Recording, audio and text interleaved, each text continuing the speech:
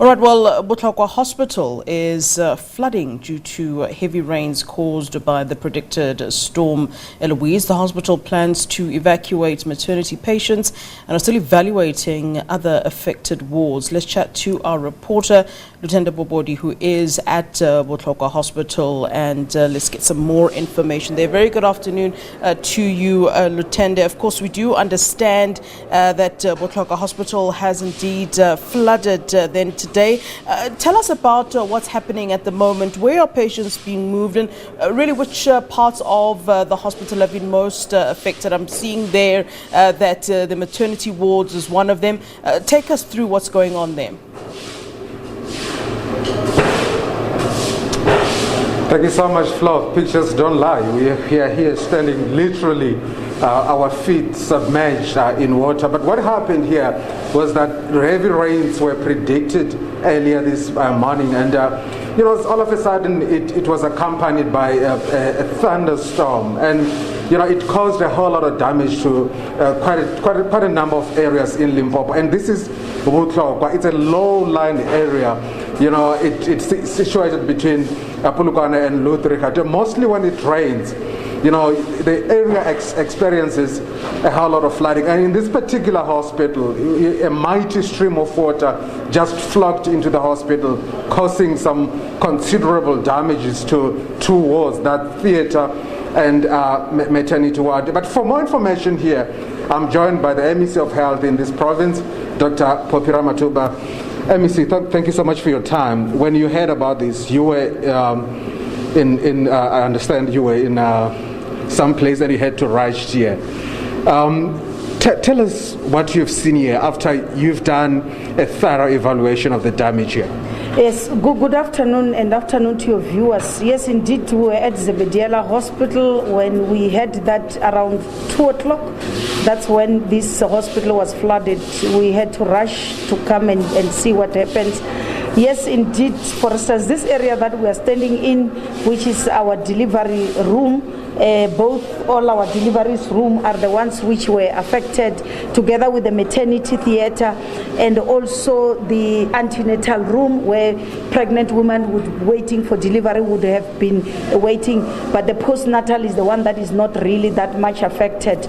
So if you look at it, the challenge was basically the water that came in for high force and enter this particular ward. We want to say we were fortunate enough because there was no woman who was in labor at any of our delivery room, so that we must see it as something that we really are thankful for, because you wouldn't know what would have happened, because it happens within a twinkle of an eye. And if you go out into the antenatal and the postnatal, we had 7 patients, 7 women who have just delivered through cesarean sections, and others who had delivered premature babies. We then were able to evacuate them as we speak to Sishiru Hospital, and we are currently, you have seen, we have started with the process of cleaning up so that the hospital can still function. But for tonight, we still want to appeal to the people who are using Botlokwa Hospital. We have already diverted our ambulances for all pregnant women, because even though we have created another delivery room for temporary now, the problem is that we will never know if you will require a cesarean section, and to make the theater to be ready, it will not require now. We need to do the down scrubbing and all the processes, because the theater must become a sterile environment again.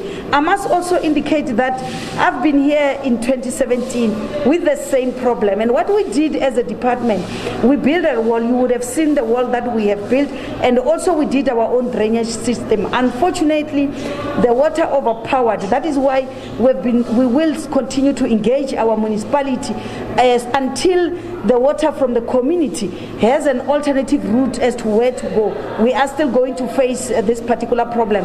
It doesn't matter what else we can do, because the water you have seen for yourself that it was coming from the communities, and if we don't have a drainage system outside the hospital yard, it was still gonna be overpowering the wall and the drainage system that we have built this time around. Yeah. And I remember just a few years back, the same thing happened at Genfest Hospital, if not worse, and you were quick to respond. And obviously people here would like to see the same agency.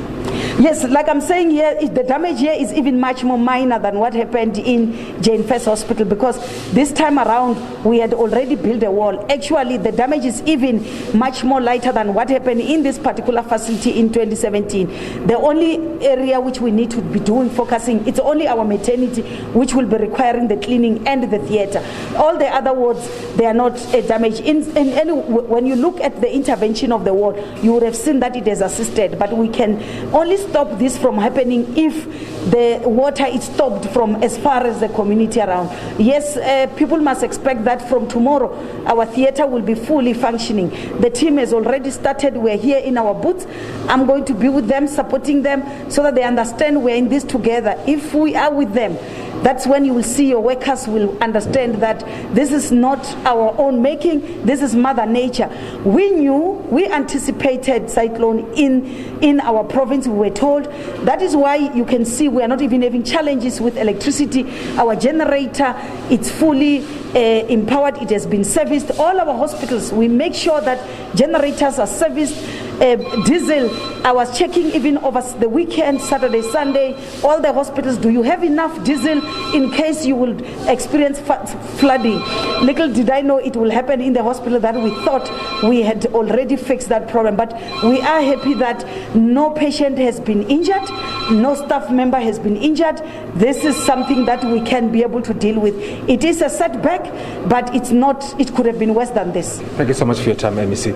Thank you so much, Flo. As you can see, the mopping operation has already started. It's going to take a whole lot of effort looking at the damage here. But I must also confirm that there's no damage to the infrastructure itself. Yeah. It's just a lot of water, and the mopping operations, as you can see, has already started. I was speaking to one of these guys who are doing this job, and he jokingly said to me, we are not going to sleep a wink tonight. We must make sure by the morning everything is back in normal. All right, Lutendo, thank you very much to you and the MEC, Dr. Ramatuba, there reporting for us in Botlokwa Limpopo, where the Botlokwa Hospital was indeed flooded. But the MEC saying that operations will be fully functional. The hospital will be back to normal from tomorrow. As you can see, people very hard at work, staff at the hospital very hard at work to get things back to what they used to be. Of course, it's a natural disaster, and indeed, even though you have foreseen it, the damage would still be there.